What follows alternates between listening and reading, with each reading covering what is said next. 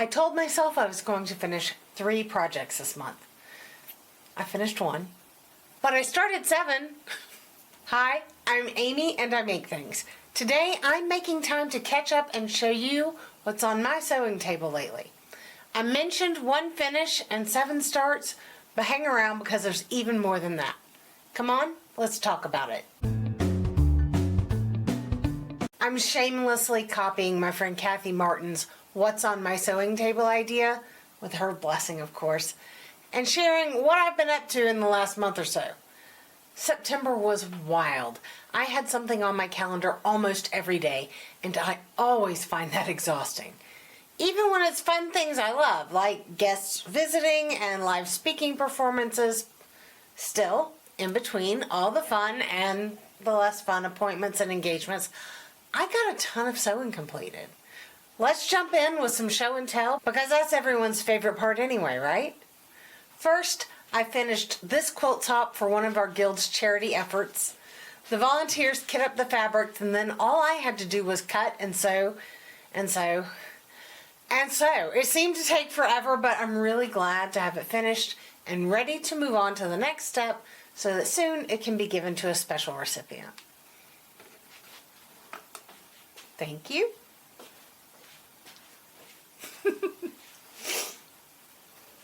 Next, I finished 3 more quilt tops.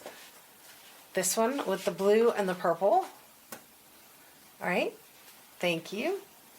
It's my patented sliding quilt system, version 1.0.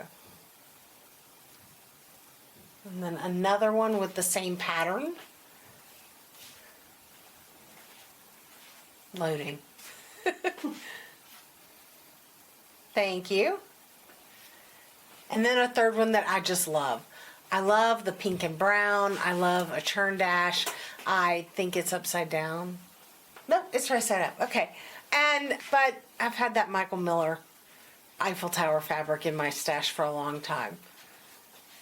So most of those, the red, white, and blue, and now these 3, were finished at a weekend stay-at-home retreat early in the month, which I'll talk about in depth in another video coming soon. But the prep for that and all that progress created momentum that carried me through the month. Many of the kits I prepped were for the Fabric Cafe 3-yard quilts, as this is a great size for donating. Most of these will go to the My Very Own Blanket Project and Sleep in Heavenly Peace organization. I did videos about each of their organizations last year, and I'll of course link those below. I do hope you'll watch those and find out. Excuse me, and find out how these charities are helping others and how you can support your very own community. After the stay-at-home retreat, I quickly made these 3 more kits. So that's the 7 quilt tops ready to be quilted. The pile-up and the long arm is getting serious, guys. I did mention 1 finish, and I love it. I had a harebrained idea long ago that involved my 1.5-inch half-square triangles and covered buttons. It stayed in my sketchbook of ideas for a long time until 2 things happened. Number 1, our Austin area quilt guild was hosting a scrap challenge, and number 2, my Austin Modern Quilt Guild had a call for submissions to an art show at a local community center.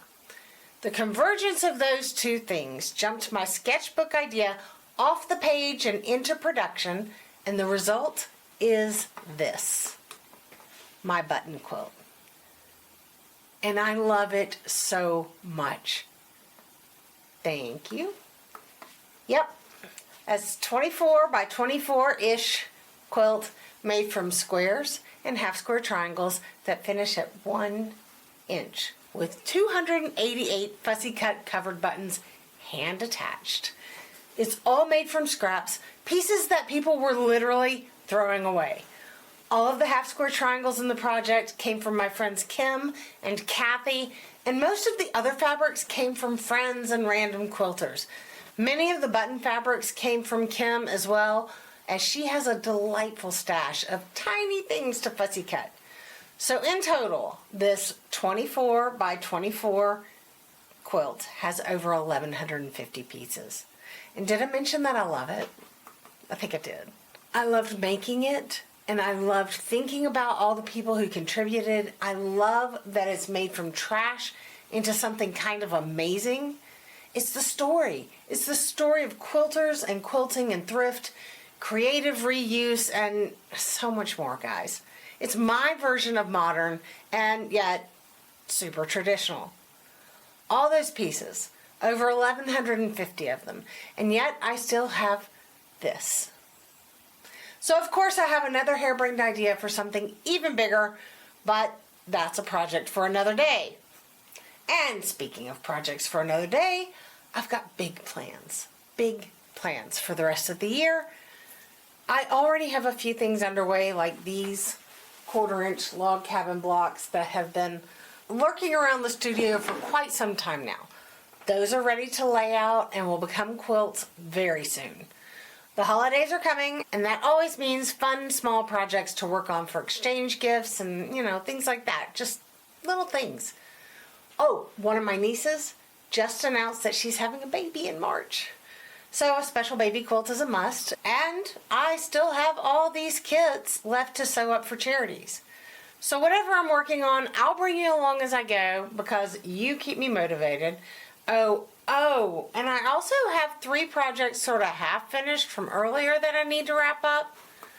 This blue top, which is also another video, and some batik blocks from the same pattern, and a rainbow batik block that's actually currently on my pressing table, and I honestly can't remember what the next step is for it. That's how long it's been. So, guys, I better sew faster. I would love to know what's on your sewing table right now. What are you working on? What are you finishing? What are you planning? All of it. I want to know. Leave it in the comments below and let's cheer each other on. Thanks so much for spending your time with me. Don't forget to watch the charity videos right here. And never forget that you make the world more beautiful just by being in it. I'm Amy, and I'll see you next time.